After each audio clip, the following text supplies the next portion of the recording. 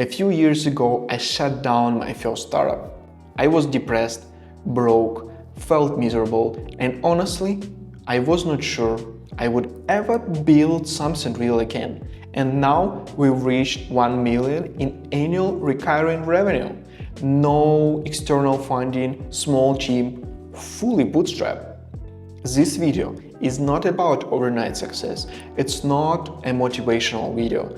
It's definitely not a theory. It's a chronological, honest breakdown of how we grew from the very first ARR to a milestone that once felt completely unrealistic. I will walk you through real stages, what worked, what didn't, what almost broke the business, and the decisions that matter more than anything else, including things we didn't build, channels that failed, and why operations, not marketing, became our biggest bottleneck. At the end of the video, I will share key lessons I took from this journey. You can also use time steps and watch the part of the video that is more interesting for you. If you're a founder, operator, or someone trying to build something real for the first time, especially before 1 million ARR, this video will give you a clear, realistic picture of what the journey actually looks like. Let's start from the beginning. 0 to 1000 MRR. I met my co-founder online and I joined him after he had already been working on the idea for more than 6 months. At the moment I joined, the project was making around 200 MRR. I was working part-time then. 6 months earlier, I had shut down my previous startup, and for the sake of my nervous system and basic sanity, I decided to keep a paid gig on the side to bring cash. My days were simple. First half, gig that was bringing some money, second half after the launch startup, and it worked surprisingly well. When I joined, the product has a different name. After some discussion, we agreed that the brand didn't feel right. During the first months, we focused almost entirely on renaming, rebranding, building a new website, and on aligning on how the product should evolve. In hindsight, that creative phase was incredibly important. Working on brand and design together taught us how to collaborate, disagree, and make decisions as a team. At that time, product was very MVP. It was that stage of a product when I was embarrassed to show it. Basically one massive form, everything else happened manually on the background, handled by my co-founder. After analyzing similar solutions on the market, one thing became obvious. We couldn't win on legacy. We had to win on simplicity, clear design, and responsive support. Most competitors were extremely old school. No real web product, clunky processes, and almost no customer support. So we made a strategic decision early on. We should build a modern, premium experience, the kind that's already standard in many other industries. But it wasn't normal for our industry connected to taxes, domiciles, residency. No, it was something new. That decision became one of the foundations of a future growth. Our product is for US citizens, and I am a Ukrainian marketer. Instead of seeing this as a disadvantage, I turned this into a strategy. Since we had no advertising budget, I decided to combine marketing with learning the domain and the audience. I started writing articles about US taxes, residency rules, common mistakes Americans make when living abroad. The first 3 months, nothing. No new customers, no new signups. One day, my co-founder got really excited because he saw a new signup, not even a subscription. A moment later, I realized it was a designer that I hired to help. That was probably our lowest point. But after a few months of writing consistently, one article started to get traction in Google, and then another.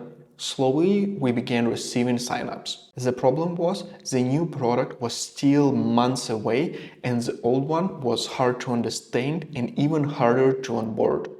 So my co-founder suggests something simple but powerful. Let's do onboarding calls for everyone who wanted to subscribe. Looking back, it was a fantastic decision. It helped us sell faster, build trust immediately, which is very important in a business with taxes and legal matters. Understand who our customers really were. Learn what they actually need and not what we assumed. Growth at this stage was painfully slow, but I will never forget when first customers started to subscribe. Pure entrepreneurial happiness right there in the moment. 1 to 10,000 MRR. Around that time, another startup I was working part-time for money told me they wanted me full-time. That was a moment when I was ready to say, fuck it, I won't miss this opportunity. I felt like a shark that smelled blood. Around that time, I also decided to explore Latin America for a year, starting with a short visit in the US. And I met my co-founder for the first time after 6 months of working together. Meeting face to face after 6 months felt surreal, but also very grounding. It was very nice to spend some time, hang out, work together, and I got a feeling that we are building something real. From a product perspective, this stage was critical. Before, we were just offering South Dakota residency and it worked only for 50% of our customers. So we focused on launching a Florida residency. Once Florida went live, the growth became noticeably easier. On the marketing side, I doubled down on content and SEO. Our Google traffic kept climbing. I wrote around 100 articles to get us to 10,000 MRR. I wasn't even using Ahrefs or any other SEO tool to find ideas or to prioritize. Nothing. I was simply writing about topics I knew our potential customers were already searching for, based on calls, emails, Reddit threads, and the questions we kept seeing. I used AI tools a lot to make the process faster, but the principle was always the same. The articles had to be a free version of our product. No fluff, real value, clear step, and they had to look nice. Screenshots, simple visuals, and examples that make complex topics feel digestible. And it was new for the market because our search competitors was mostly law firm, CPA, accounting firms, and they were writing in this law professional language that it was harder to understand. You can find different information, so we understood how we need to differentiate ourselves. Then I noticed the pattern. Certain types of the post were getting more traction than another one, so I replicated what worked. If an article about one state performed well, I wrote the same format about other states. I didn't invent a content strategy, I followed demand and scaled what Googled was already rewarding. As always with content, some articles were clear outliers while others brought in a very little traffic, but it all added up. It was possible to reach 10,000 MRR just with one channel. But from my marketing background, I knew relying on one acquisition channel is dangerous. If organic search works, usually the next logical step is trying paid search, Google Ads, because these channels are similar and you can transfer learning and experiments from one to another.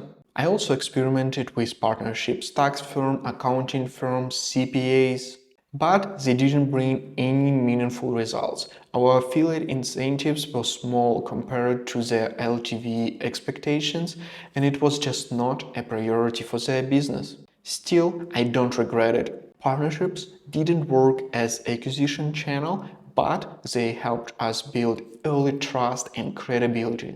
Another lesson I learned during this phase was about professional ego. I really wanted to make videos, but I had to admit something uncomfortable.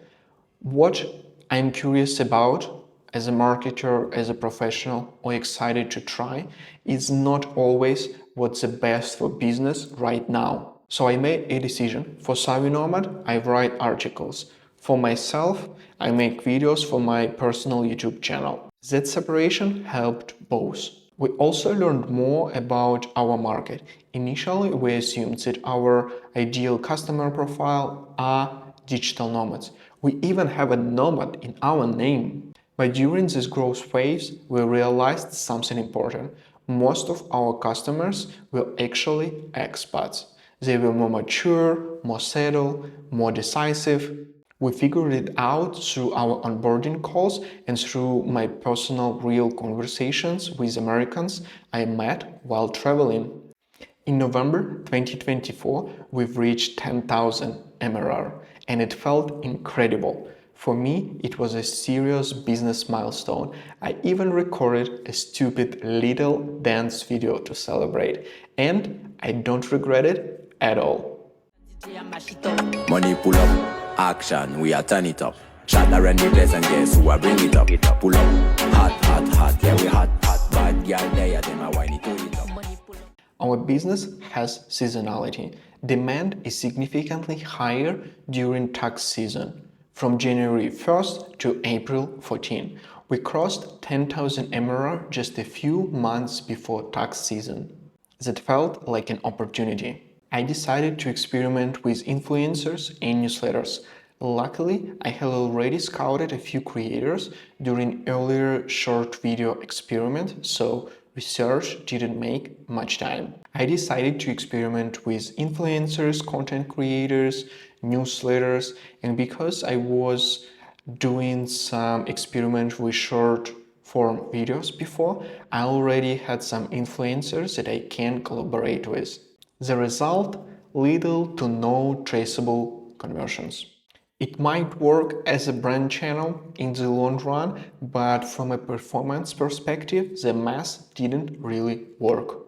Around the same time, thanks again to our onboarding calls, we've discovered a new use case for our product: residential address for banking. There are a lot of Americans abroad who need a US residential address to keep using banking and investment services. Once we saw that pattern, the decision was obvious. We didn't need to change the core product at all, just a new landing page for Google Ads and SEO. I also recorded a video on how I created a landing page for this use case, so check it out. In retrospect, this was a very successful experiment and it still brings us a significant numbers of customers today, and also this use case doesn't have a seasonality like a tax-saving product. At this stage of our growth, we also realized something uncomfortable. Our biggest constraint isn't marketing, it was operations. The most painful part was our mail operations. At the beginning, mail processing was fast, around one day, but as volume grew, that one day quietly turned into a few days and sometimes into a few weeks. And once customers start waiting weeks for something that used to take a day, you feel it immediately. More tickets, more frustration, more people losing trust. That was a moment when we accepted the truth. If we don't fix supply, demand will punish us. So we shifted our focus: more hiring, more process, more automation, less new shiny product, more make the machine reliable. So we hired our first employee for support, and we also moved from Zendesk to Intercom. That decision paid off immediately. With Intercom AI agent, our resolution rate jumped up to 70% compared to 30% in Zendesk. The difference was night and day, and honestly, we couldn't be happier about it. Around the same time, I started taking finances more seriously. Proper P&L, cash flow, balance sheet. Not because it was fun, but because we finally had something worth playing around. When we crossed 20,000 MRR, it felt unreal. I was in Buenos Aires, a city I had dreamed to visit for years. When the milestone hit, I remember realizing something bigger was happening. A personal dream was slowly turning into reality. It was also a moment when we decided to finally pay ourselves salaries. I had worked without salary for 18 months. My partner, even longer. Shortly after, we made our first price increase. For the first time, we were consistently hearing the same feedback. Your product is cheap compared to the alternatives. It's even suspicious that it's so cheap. That was a good signal. I talk more about this pricing experiment in one of my videos, so if you want to know details about this pricing experiment, check it out. Eventually, I noticed that SEO started to plateau. Writing more articles no longer felt like the highest leverage use of my time. So we expanded into other formats and started making YouTube videos. We also completed our first M&A and acquired newsletter, which helped us deepen distribution and audience trust. As we kept learning more about our customers, another shift became clear. We were attracting more retired expats. Did they require more support?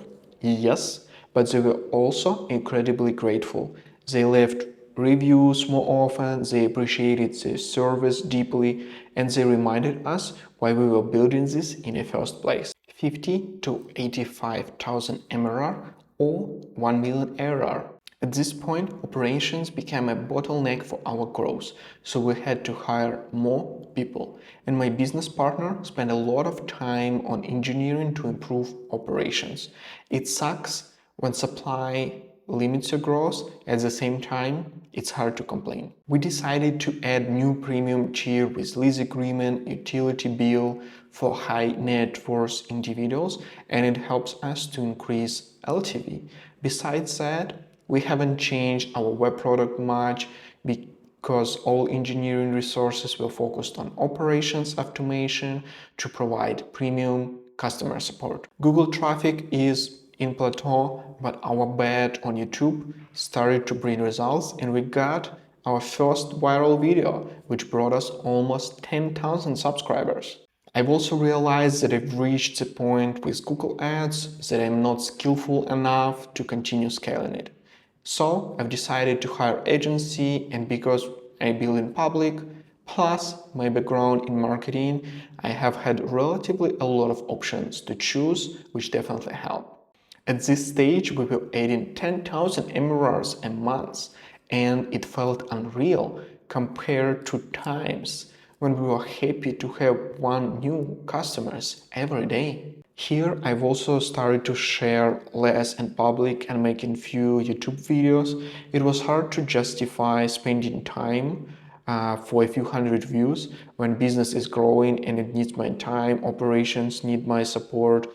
I still want to do it and it's part of expressing my creativity. I'm just thinking about the format. Reaching 1 million ARR felt amazing. I started counting progress when we were 5% of 1 million ARR and calculated progress every month. I've received a lot of warm words and congratulations from my family, friends, and followers. I've also realized when you reach your dream, you get a fear of losing it. So we started to work more on defending our business and reduce risks. What we said no to. One thing I wish more founders talk about is what they deliberately didn't do. Saying no wasn't about being conservative. It was about protecting few things that were actually working. Features we postponed or refused. Mobile app. Some people kept asking for it, but most of the customers were using the product on the desktop. And more importantly, we needed to focus on operations and onboarding first. Tax filing software. It's a tempting expansion, but our operations were already overwhelmed. We decided to stay focused on our core business until the machine was stable. LLC incorporation and everything bundle. We experimented with LLC plan and a few adjacent services, but competition is intense. The solutions are already mature and it's hard to build something truly better.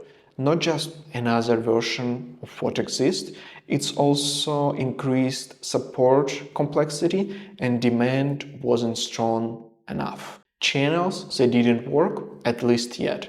Influencers, newsletters, and meta ads. We tried them, learned a lot, and got some brand awareness, but no meaningful traction we could scale with confidence. We had tested Meta again, and we're still exploring partnerships. We got many requests from non-US citizens who wanted an address and related services, but expanding there would split focus and increase compliance risk. For now, we serve non-US citizens, non-US addresses only through our most expensive plan. Now it's time for 7 key lessons that I've learned through this journey. The market you choose is one of the most important decisions in your business. I've done marketing for many startups in my career. Sometimes you do everything right: product, messaging, execution, but nothing really works. Or you get some traction, but growth is painfully slow because you constantly need to convince people that they even need your product. In those cases, there is often not much you can do. And then there are moments when you look at market and see a poorly solved or unsolved problem, some competition, so demand exists, but not enough good solutions. That's what we found. Everyone knows the phrase, when you find product market fit, you will know it. With this startup, with Savvy Nomad, I felt it in the moment my partner wrote to me that we were growing too fast and operations couldn't keep up. I'm sharing this not to brag, but to make a point. The market and problem you choose matter more than most people want to admit, and there is only so much you can compensate for with execution. Yes, we found the market. Yes, we build a solution customers love. Yes, we are good at marketing. But without natural demand, we would never have grown the way we did. If you simplify growth, it looks something like this. Growth equal product plus sales multiplied by market. You can build a great product and be excellent in sales, but if the market is wrong, it multiplies everything by 0. On the other hand, if you find a strong market that's ready with people willing and able to pay, even an okay product and sales motion can outperform most businesses. We helped our customers save millions in taxes, and they rewarded us with trust, money, and incredible testimonials. If you're a founder stuck in markets that doesn't appreciate your solution, move on. Don't waste your most productive years trying to force demand that isn't there. Second lesson, stay close to your customers and don't stop talking to them. It sounds cliche, but connection with your customers is everything. Because we didn't have a proper onboarding at the beginning, we had to talk to people. We organized calls just to explain what we were doing, and that forced us to listen. Those conversations helped us shape the product around real needs, iterate quickly, discover new segments, and launch new products. Surprisingly, customers loved it. In the tax and legal world, talking before hiring someone is normal, and our customers appreciated the support. Huge shout out to my co-founder Jameson, who did 10 plus calls every day for almost a year while still managing development and operations. Third lesson, innovation is not only about tech. Most startups that make headlines grow because of some new algorithm or super fast app or new model. I realized that innovation can also happen in how you work with the legal system, how you manage operations and execution, how you market and position your product. Our app isn't the fastest and it doesn't need to be. It's just significantly better than legacy solutions. We manage offline operations at a level that many modern companies struggle to achieve online. Our brand and marketing feel like a fresh breath of air in an old school industry. Yes, we use technology. Yes, we do engineering, but we also do many other things and they matter just as much. Next lesson. Great support can make an imperfect product great. At the beginning, our web product was something I was honestly ashamed to show. Even today, we still have bugs and some clunky UI areas. But we compensated with fast, responsive support, constant iteration, real dedication to helping people. Shipping early and iterating fast is usually the right move. If your product isn't perfect yet, compensate it with effort, care, and presence. People forgive bugs when they feel supported. Next one, control your ego. I'm still learning this. You need ego to start a business, to take risks, challenge norms, and believe your approach can work.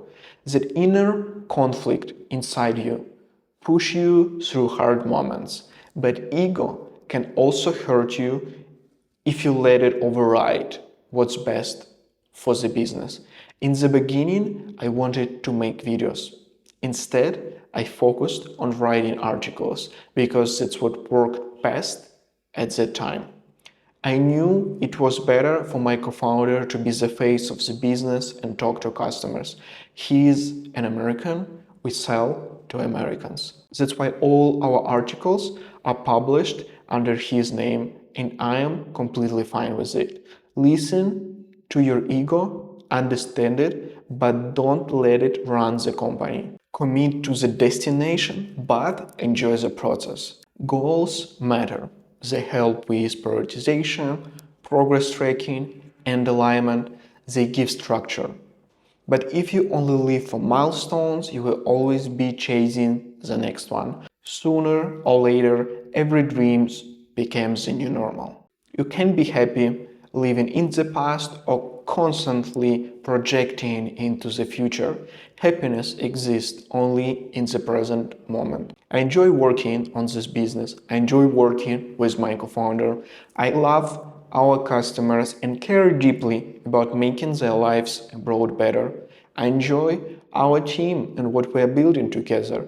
That matters more than any number. Last but not least, look for luck and be ready to catch it. I've been lucky in my life with work, investment, and even being abroad when war started in my home country. You can't control how the universe responds, but you can prepare to notice opportunities. Try new things, experiment, ask people even when rejection is likely. I've also failed many times. That's unavoidable, but I was ready for luck. I knew I would build a company sooner or later. I kept learning marketing and startups long before this one worked. I took courses in finances, negotiation. I saved money and built a runway. I took care of my health so I could execute. When the first signals appeared, I was ready to jump. The difference between loser and winner is simple. The winner tried one more time. Even when my previous startup failed, when I felt miserable, I was still willing to try again. And eventually, the universe smiled. Be ready to be lucky. What's next? For a long time, I've building this blog and building in public around one very simple goal: to reach 1 million ARR with my own startup. We were moving fast, learning fast, and fixing things on the go. The next chapter is different. Yes, we still want to grow, but now we also want to become a more mature business. That means better processes, more diversification, clearer strategy, even stronger execution. In 2026, we are aiming to reach 300,000 MRR, roughly 3.5 million ARR, and over the next 2 years, the long-term goal is 5 million ARR. Saying this out loud still feels scary. There are internal voices that show up immediately. What if we already reached most of our target customers? What if growth slowed down from here? What if this was the easy part? I don't have the perfect answers, but I know this. We are going to try. And if we don't go there, we will learn. We will find our real ceiling and build the company with that clarity. Just like before, I want to keep traveling, working on my body and health, enjoying life, and building something meaningful with people I respect. This is a new chapter, not just for the company, but for us as founders, as a team, and as individuals learning how to grow responsibly. Thank you for being here, for reading, for following my journey from failure to momentum and now to intention. See you in the next chapter.